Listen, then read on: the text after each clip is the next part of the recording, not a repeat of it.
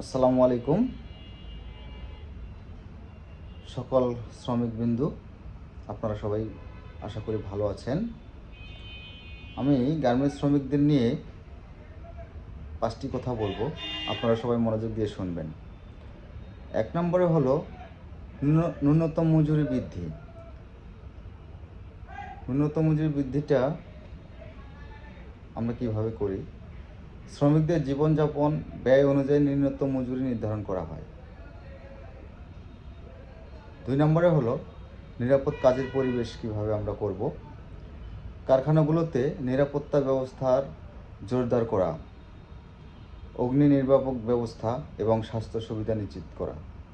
3 নম্বরে হলো শ্রম আইন বাস্তবায়ন। বাংলাদেশ শ্রম আইন 2006 এবং বাংলাদেশ শ্রম বিধিমালা 2015 সঠিকভাবে বাস্তবায়ন করা হয় কিনা। নাম্বার 4, শ্রমিক সংগঠন। শ্রমিকদের নিজস্ব সংগঠন গঠনের সুযোগ দেওয়া, যাতে তারা তাদের অধিকার নিয়ে কথা বলতে পারে। Number 5, monitoring. কারখানাগুলোতে নিয়মিত মনিটরিং করা, যাতে শ্রমিকের অধিকার লিপিবদ্ধ করা যায়।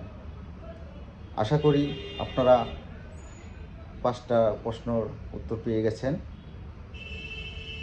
যাদের কোনো প্রশ্ন যদি থাকে আপনাদের শ্রমিক ভাই বোনদের, অবশ্যই মেসেজ করে জানাবেন, আমি যথাসময়ভাবে উত্তর দেব।